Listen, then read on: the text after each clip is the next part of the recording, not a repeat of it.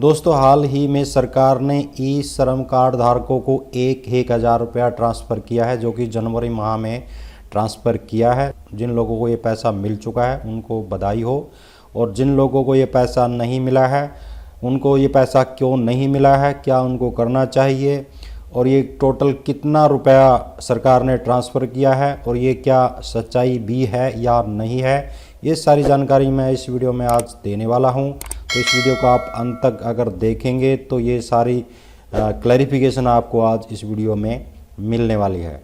सबसे पहले दोस्तों मैं आपको बताना चाहूँगा कि सरकार ने ई श्रम कार्ड धारकों को 1,000 रुपया ट्रांसफ़र किया है जनवरी महीने में। उसमें काफ़ी लोग ऐसे भी हैं जिनको ये पैसा नहीं आया है। अगर उन लोगों को ये पैसा आया है और अगर कुछ लोगों को ये पैसा आया है, उन लोगों को आगे भी पैसा आता रहे, इसके बारे में एक बार आपको जानना ज़रूरी है। सबसे पहले दोस्तों मैं बताना चाहूँगा कि ई श्रम कार्ड के तहत किन लोगों को पैसा ये आया है और किन लोगों को ई श्रम कार्ड बनवाना चाहिए। हाल ही में 2021 में ई श्रम कार्ड पर पूरा ध्यान दिया गया है। कोविड के वक्त जो मज़दूर इधर उधर पलायन कर रहे थे, जिनको कोविड के वक्त कोई सहायता नहीं मिली थी, तो सरकार ने ये पोर्टल लॉन्च किया था ताकि श्रमिकों को इसका लाभ मिल सके। दोस्तों, ई श्रम कार्ड असंगठित क्षेत्र के लोग बनवा सकते हैं। असंगठित क्षेत्र को क्या होता है, असंगठित क्षेत्र के बारे में आपको पहले बताना चाहूँगा। दोस्तों, ये ई श्रम कार्ड की वेबसाइट है। यहाँ पर उद्देश्य में क्लियर लिखा हुआ है, सभी असंगठित कामगारों का एक केंद्रीकृत डेटाबेस बनाया जाएगा, जिसमें देखिए सन्निर्माण कामगार, प्रवासी कामगार, गिग और प्लेटफॉर्म कामगार, फेरी वाले, घरेलू कामगार, कृषि कामगार, ये लोग शामिल होंगे। अब और भी मैं इसके लिए थोड़ा आपको एग्जाम्पल के तौर पे बताना चाहूँगा कि इसमें और किस किस तरह के लोग आते हैं। जैसे छोटे दुकानदार हैं, रेडी वाले हैं, ठेले वाले हैं, जो सड़कों पर या गलियों में छोटी छोटी दुकानें लगाते हैं। और इसके अलावा अगर कोई किसी के घर में नौकरी करता है, मेल या फीमेल, या राजमिस्त्री है जो चिनाई का काम करता है, या चिनाई पर काम करने वाले मज़दूर। इसके अलावा फैक्ट्री में जितने भी काम करने वाले मज़दूर होते हैं, जिनकी कोई रेगुलर तनख्वाह नहीं होती और उनको पीएफ नहीं मिलता, ईएसआई नहीं मिलता। और इसके अलावा सिलाई करने वाले दर्जी हैं, पंचर लगाने वाले हैं, प्लम्बर का काम करने वाले हैं, इलेक्ट्रिशियन हैं, या फिर छोटा मोटा व्यवसाय करने वाले लोग, या फिर खेतों में मजदूरी करने वाले लोग।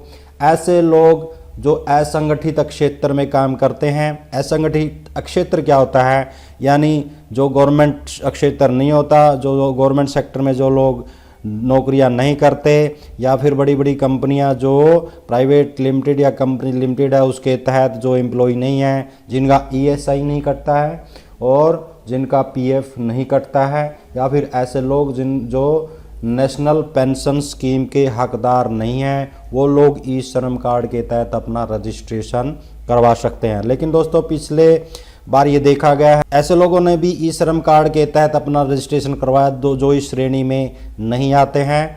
तो अब जान लीजिए कि किन लोगों को ये पैसा नहीं आया है। दोस्तों, जो लोग अभी बताया गया है जो इस कैटेगरी में नहीं आते हैं, एक तो उनको नहीं आया होगा पैसा, और दूसरा अगर आपने ठीक से अपना रजिस्ट्रेशन नहीं करवाया है, या फिर अभी तक ई श्रम कार्ड के तहत इस श्रेणी में आने वाले जिन लोगों ने रजिस्ट्रेशन नहीं करवाया है उनको भी पैसा नहीं आया।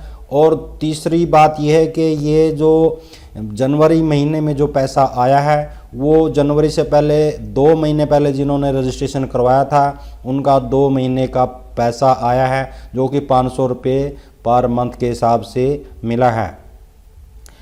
अब आपको ये पैसा मिला है या नहीं मिला है, आपको कैसे चेक करना है, ये भी मैं आपको बता देता हूँ। आप सबसे पहले तो अपने अकाउंट में भी चेक कर सकते हैं, या फिर आप गूगल अपने मोबाइल में या कंप्यूटर में गूगल में सर्च कर सकते हैं, जिसका नाम है PFMS। ये PFMS ऐसा पोर्टल होता है जिसके तहत आप जितने भी सरकारी स्कीम के लाभ मिलते हैं उन सारी स्कीम के लाभों के बारे में आप जान सकते हैं। जैसे आप PFMS की वेबसाइट को खोलेंगे, अपने मोबाइल में भी खोल सकते हैं या फिर अपने लैपटॉप में भी खोल सकते हैं। तो यहाँ पर आपको यहाँ पर लिखा होगा अपने भुगतान के बारे में जानें। नीचे NSP भुगतान की स्थिति जानें, इसके ऊपर ये लिखा हुआ है कि अपने भुगतान के बारे में जानें। तो जैसे आप यहाँ पर क्लिक करेंगे तो आपको एक नए पेज पर यहाँ पर ले जाया जाएगा। यहाँ पर चेक करने के लिए आपको सबसे पहले अपना बैंक का नाम यहाँ पर डालना है। अगर आपका बैंक SBI में है तो आप state bank STATE state bank केवल इतना लिखेंगे तो आपके सामने स्टेट बैंक ऑफ इंडिया का सभी नाम यहाँ पर आ जाएंगे। वो आपको यहाँ से सिलेक्ट करना है। उसके बाद आपको अपना अकाउंट नंबर यहाँ पर डालना है, जिस अकाउंट में आपका पैसा आना था, जो अकाउंट आपने ई श्रम कार्ड रजिस्टर करवाते वक्त अपना अकाउंट नंबर दिया था। और उसके बाद दोबारा फिर आपको वही अकाउंट नंबर 2 बार डालना है। उसके बाद आपको ये कैप्चा कोड यहाँ पर एक आएगा, वो कैप्चा कोड यहाँ पर डालना है। और उसके बाद यहाँ पर सेंड OTP पे आप क्लिक करेंगे। सेंड OTP पर क्लिक करते ही जो मोबाइल नंबर आपके अकाउंट के साथ लिंक्ड है उस मोबाइल नंबर पर आपका OTP आएगा। आपको OTP डालना है और उसके बाद सबमिट करना है। तो आपकी खाते की पूरी डिटेल आ जाएगी। आपको कब कब सरकारी योजनाओं का लाभ मिला है, किन किन योजनाओं का लाभ मिला है और कैसे कैसे आपको कौन कौन सी तारीख में आपके अकाउंट में पैसा ट्रांसफ़र हुआ है। अब मैं आपको बताऊंगा, अगर आपने अभी तक ई श्रम कार्ड रजिस्टर नहीं किया है तो आप किसी CSC सेंटर पर जाके ई श्रम कार्ड को रजिस्टर करवा सकते हैं, या फिर आप डायरेक्ट गूगल में सर्च करें ई श्रम कार्ड।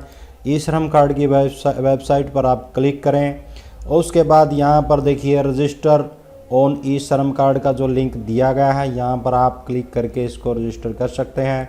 यहाँ पर जैसे क्लिक करेंगे तो यहाँ रजिस्ट्रेशन का पेज आपके सामने खुल जाएगा। अपना आधार से लिंक्ड मोबाइल नंबर यहाँ पर डालेंगे, उसके बाद कैप्चा कोड डालेंगे। ये जो 2 क्वेश्चन है ये वही चीज़ मैंने आपको बताई है कि आप EPFO और ESI के आप हकदार नहीं हैं, आप उससे कोई लाभ नहीं ले रहे हैं। तो यहाँ पर नो पर क्लिक करेंगे तभी आपको OTP रिसीव होगा। उसके बाद ये पोर्टल आपसे आपका आधार कार्ड नंबर मांगेगा और साथ में आपका बैंक अकाउंट नंबर मांगेगा। इसके बाद जैसे आप सबमिट करेंगे तो आपका रजिस्ट्रेशन कंप्लीट हो जाएगा। ये कोई लंबा चौड़ा इसमें प्रोसेस नहीं है। यहाँ पर देखिए सारे यहाँ पर डिटेल दिए गए हैं। आधार कार्ड, सबसे पहले आपका आधार कार्ड है, उसके बाद आपका आधार कार्ड से लिंक्ड मोबाइल नंबर आपको चाहिए, उसके बाद आपका बैंक डिटेल, आपके बैंक अकाउंट की डिटेल, IFSC कोड और बैंक अकाउंट आपका यहाँ पर चाहिए। और तीसरा मैं आपको बताना भूल गया, अगर आपको ये पैसा नहीं मिला है तो एक बार आप ज़रूर ध्यान दीजिए कि आपकी एज 16 साल से लेके 59 साल तक की होनी चाहिए, तभी आप ई श्रम कार्ड पर इसको अप्लाई कर सकते हैं और तभी आप इस गवर्नमेंट की स्कीम का लाभ ले सकते हैं। दोस्तों अब मैं आपको बताना चाहूँगा कि ये पैसा किन लोगों को मिला है। ये ई श्रम कार्ड का जो पैसा है, जो ये श्रम मानधन के नाम से दिया जा रहा है, वो उत्तर प्रदेश सरकार द्वारा ये स्कीम लागू की गई है, जिसके तहत 500 रुपये जो श्रमिकों को दिया जा रहा है। 500 रुपये पर मंथ, यानी एक महीने में 500 रुपये। और हाल ही में जनवरी में जो पैसा दिया गया है वो पैसा पिछले 2 महीने का दिया गया है, जो कि 1000 रुपये पर ई श्रम कार्ड दिया गया है। अब ये उत्तर प्रदेश ने ये स्कीम जो लागू की है, तो ये लगभग जो स्कीम लागू हो जाती है वो लागू ही रहती है, वो हटाई नहीं जाती। तो आप भी अगर ई श्रम कार्ड धारक हैं या आप इस श्रेणी में आते हैं तो ई श्रम कार्ड ज़रूर बनवा लें। और अब मैं आपको एक लाइव प्रूफ देने वाला हूं, जिसमें आपको दिखाऊंगा कि ये जो ई श्रम कार्ड का पैसा है वो दिया गया है और कितना रुपया दिया गया है उत्तर प्रदेश सरकार द्वारा। तो चलिए मैं आपको ये एक अखबार की कटिंग के तहत मैं आपको दिखाऊंगा कि कितना रुपया आप ये ई श्रम कार्ड के तहत लोगों को दिया गया है।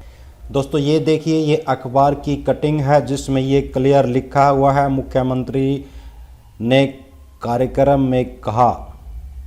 अब देखिए यहाँ पर नीचे दिया गया है 1.5 करोड़ श्रमिकों के खाते में भेजा भत्ता। ये है श्रम मानधन भत्ता। यहाँ पर देखिए, यहाँ पर ये लिखा हुआ है। अब देखिए यहाँ पर ये क्लियर लिखा हुआ है, नीचे आप देखेंगे यहाँ पर मुख्यमंत्री योगी आदित्यनाथ सोमवार को 1.5 करोड़ संगठित असंगठित श्रमिकों को धनराशि स्थानांतरित करने के दौरान श्रमिकों को संबोधित कर रहे थे। यानी लगभग 1.5 करोड़ लोगों को ये श्रम मानधन जो कि ई श्रम कार्ड के तहत हजार रुपये भेजे गए हैं। अगर आपको ई श्रम कार्ड का पैसा नहीं आया है तो दोस्तों एक बार आप अपने अकाउंट में ज़रूर देख लीजिए। साथ में मैंने जो ई श्रम कार्ड का पैसा कैसे चेक किया जाता है वो बताया है, वहाँ पर आप ज़रूर चेक कर लीजिए। और अगर आपका अकाउंट अपडेटेड नहीं है ई श्रम कार्ड में तो एक बार दोबारा से ई श्रम कार्ड पर अपना रजिस्ट्रेशन ज़रूर कर लेना। इसके अलावा अगर आप ई श्रम कार्ड श्रेणी में नहीं आते हैं, अगर जो मैंने आपको बताया है कि असंगठित मजदूरों को ये पैसा मिलता है तो आपको ये पैसा नहीं आएगा। एक बार ज़रूर चेक कर लीजिए कि आप उस श्रेणी में आते हैं या नहीं आते हैं। अगर आपका पीएफ कटता है, अगर कहीं पर आपके पीएफ का प्रूफ है, क्योंकि ये सारी चीज़ें आधार कार्ड से लिंक्ड हैं। आधार कार्ड में अब हर चीज़ अपडेटेड होती है। आप जहाँ पर नौकरी करते हैं, पीएफ कटता है, ईएसआई कटता है, या कोई भी आप लाभ ले रहे हैं, या फिर आपको जैसे किसान भत्ता मिलता है, तो वो सारी चीज़ें अपडेटेड होती हैं। तो अगर आप ऐसी श्रेणी में आते हैं तो शायद आपको नहीं मिलेगा। एक बार आप ई श्रम कार्ड पर जाकर ये डिटेल ज़रूर चेक कर लेना।